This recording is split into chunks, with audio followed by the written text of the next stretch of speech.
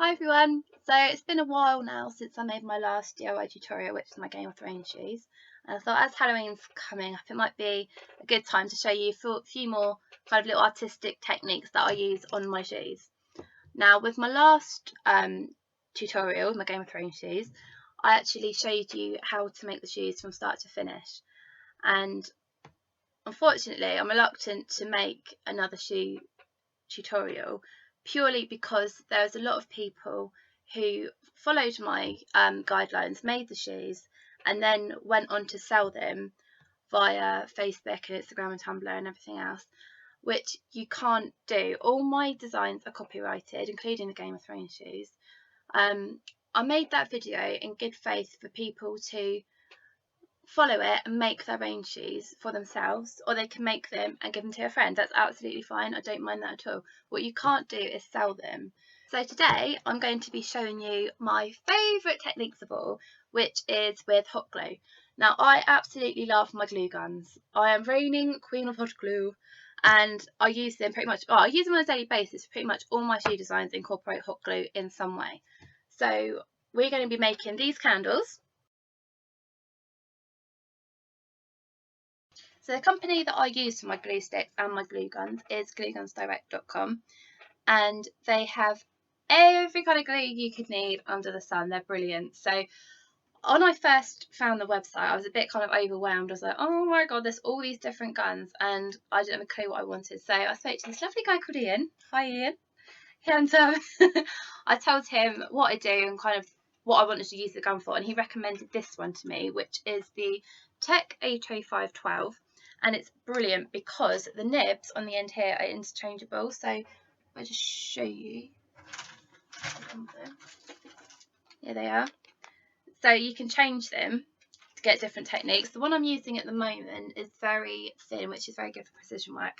It also has a stand on the bottom, which is really good because I like to pick it up and put it down a lot.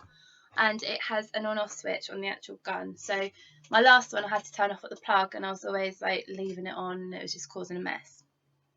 I also get my glue sticks from there as well.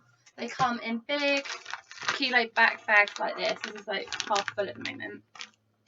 I get through a lot of these. They also recently sent me a sample pack with all their available colours as well. So some of these I haven't even used yet, but they've got a really good range of colours, even glitter ones as well. If you're looking to invest in a glue gun, I would highly recommend gluegunsdirect.com. I used to buy the cheapest one I could find on eBay, and it was a false investment because they used to just break all the time, and I think this was around £40, just worth every penny. Okay, so first thing you're going to need is your candlesticks. So these are just plain square wooden ones that fit kind of standard size tea lights. So I've got those on eBay. Second thing you're going to need acrylic paint. So as it's a Halloween tutorial, I chose kind of Halloween colours. So you've got your orange and black. This one looks really pale. It's actually a lavender. Normally if I was doing Halloween stuff I'd use quite a dark purple, but I'll show you why you need a light one later. Okay, so the most important thing is your glue sticks. So once you've got your glue gun and your glue sticks, you're going to need, I've got black glitter and my trusty fabric glue. This is optional, but I think it's quite pretty, so leave that there. Pencil and these little snips, and the reason I'm using these is because one of these candles I'm going to make like a deco, kind of like the phone cases that you see, but I'm going to do like Halloween themed, and I've got this pack of Halloween buttons which are really cute. I got them on eBay, again eBay. You can see I've got little Halloween shapes. And these have got the back, they're little buttons, so they've got the back off. So I'll just need to snip those off. That one I've already taken off, so it's like nice and flat then. So that's what those are for. This tray, I've also got, this is my tray of dreams. Try not to tip it out, but I've got Halloween themed M&Ms here, little candy corn, pumpkins. I probably should have mentioned paintbrush as well, so I'm going to go and get the boring bit out of the way. I'm going to paint each one of these with each of my paint colours.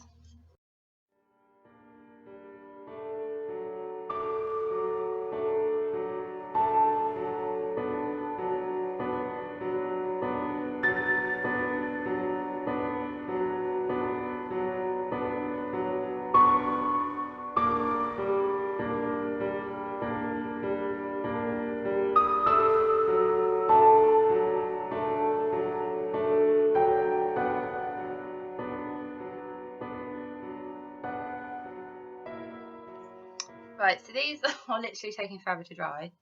I think I'm gonna splice some photos into this video because that looks such a gross colour, and it's not. It's actually like a really, really vibrant orange. So while these are drying, oh, and I've painted the inside. That's my phone. Alternate colours, so they kind of look a bit more like a collection then. I'm getting paint everywhere. Right, so while you're waiting for these to dry, I'm going to work out what I'm going to stick on my candles and where I'm going to put them. So this big black, I'm not going to pick it up, that big black one is the one that I'm going to cover in deco pieces. So there is a method to this. Sometimes like I'll pick out like these little pumpkins, they're like obviously my favourite piece, and the M&Ms, and then I end up sticking them all on and they'll all be one side and then I'll run out, so the other sides are going to end up looking a bit rubbish. So it's pretty simple, 4 sides. I'm going to make 4 piles and split them up individually, so we've got exactly the same number of pieces on each side. So look, you don't have to put them on exactly the same place each side, but it makes it look a lot more even. And I do this when I'm doing shoes as well. I split each shoe into like left side, right side, and then the same on the other shoe. So every time I've got like a certain amount of crystals, I'll split them into 4 pieces so each shoe gets the same amount, because otherwise it's really messy.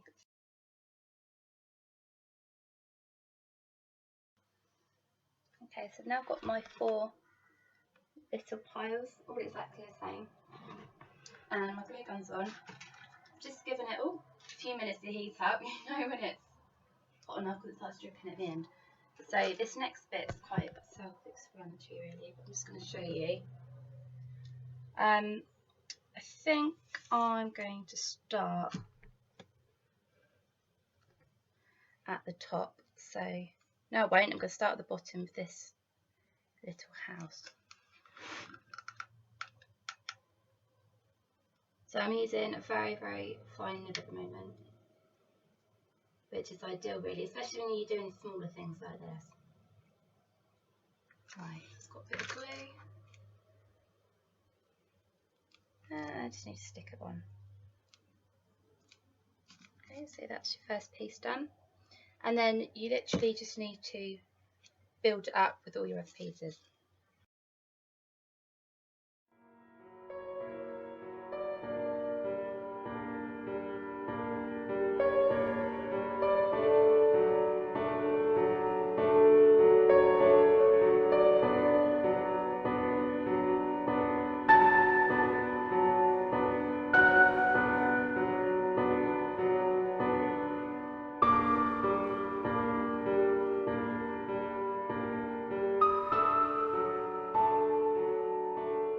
Okay, so that side is now finished, and just need to do the same to the other sides.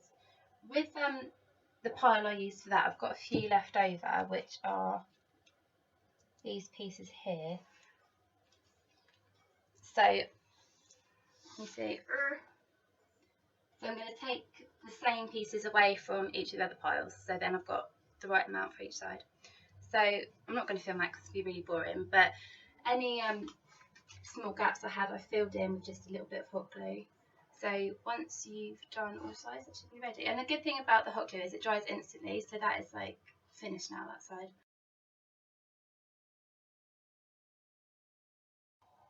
So the next one I'm going to do, while I've still got black glue, I've started feeding through an orange one because we're going to use this colour next. So this bit here is black, and then you'll get this kind of phase in the middle where it's kind of like this murky, like black orange mixture, but I'll show you what to do with that.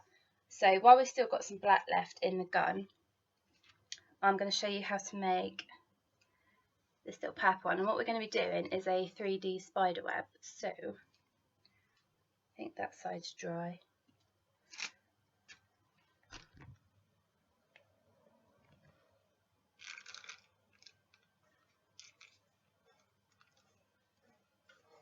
Spider webs aren't really the easiest things to draw, so I'm going to do it in pencil first. So I'm going to go from one side diagonally to the other, and then I'm going to go halfway up, do the same side, and then halfway from the bottom up like that. So that's my 3 main points. You can kind of see that. And then I'm going to start from the inside. You don't want to do them too small because otherwise it's going to look really messy and all the glue's going to like stick together and ugh.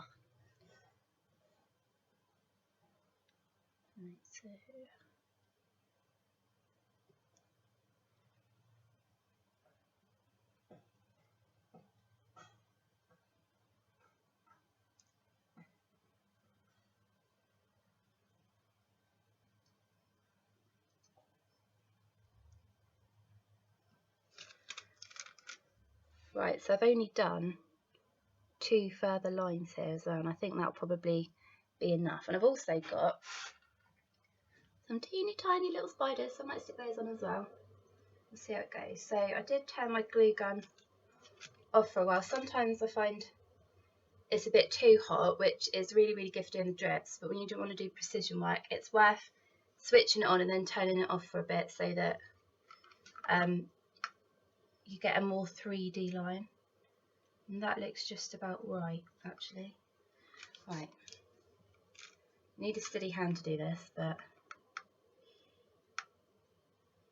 your steady hand is key. But you just need to trace the lines that you did with the pencil.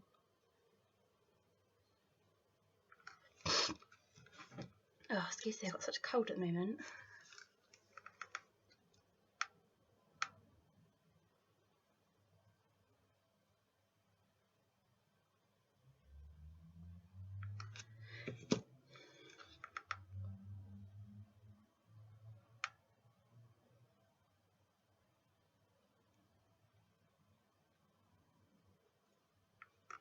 Okay, so that's the first 3 done.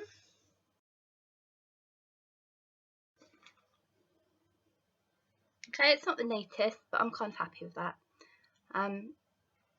Same kind of effect you can use a 3D puff paint, but the advantage of this is it dries instantly and it does stay really 3D. So I'm going to do that to each side. And then I think we're going to add some glitter. Oh, and I forgot to put my spider on as well.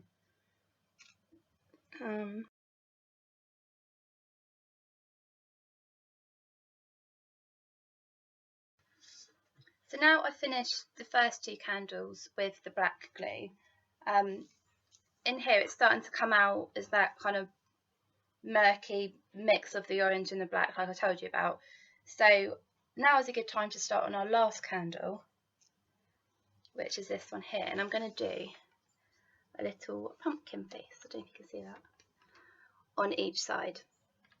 And the reason I'm doing this now is because it doesn't matter what colour the glue is, because they're going to paint over it anyway. So this is a good technique if you're kind of like in between colours, because I haven't found a kind of very good way of cleaning out the glue gun to change between colours. So similarly to the purple one, I've just drawn out a face, and we're literally just going to colour it in using the glue gun. So that is now warm enough.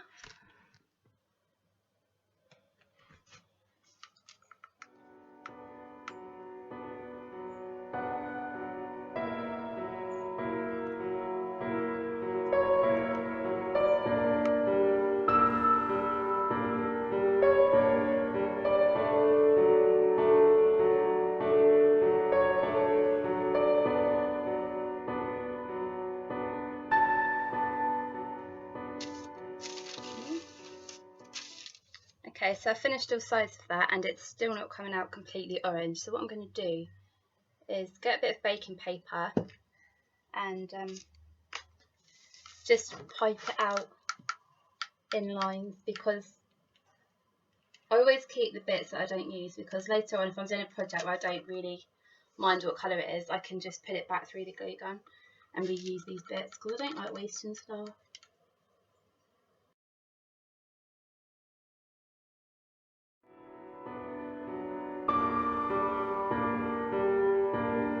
Right, so I think that bottom is coming out clear enough now. So I'm going to wait for these to dry, and then when they are, I'm going to peel them off and put them back in my glue gun drawer.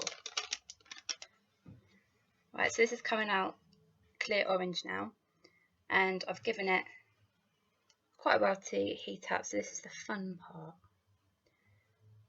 You've also got to be careful not to burn yourself. So to do the drips, I get asked this quite a lot as well.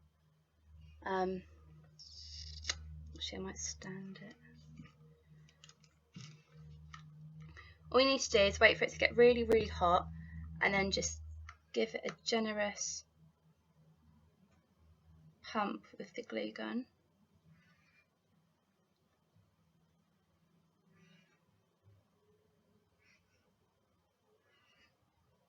And it will like naturally start to run. Can you see that? And keep it upright. I'll do this side.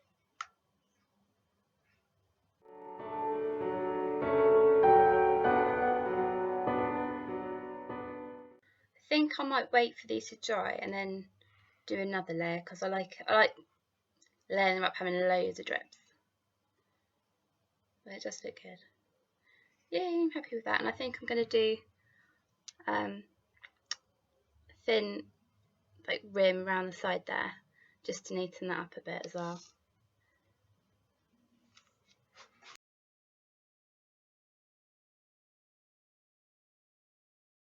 I think I'm finished with that now.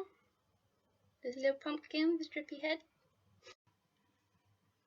There you go. So that's finished now. I'm really happy with how that's turned out actually, because the gun was so hot it's actually caused like little bubbles in here, but I quite like that. It's like a gooey pumpkin. So the next thing I'm going to do is, where I'm not happy with the colour of the 3D face parts, I'm going to paint this black just with the acrylic,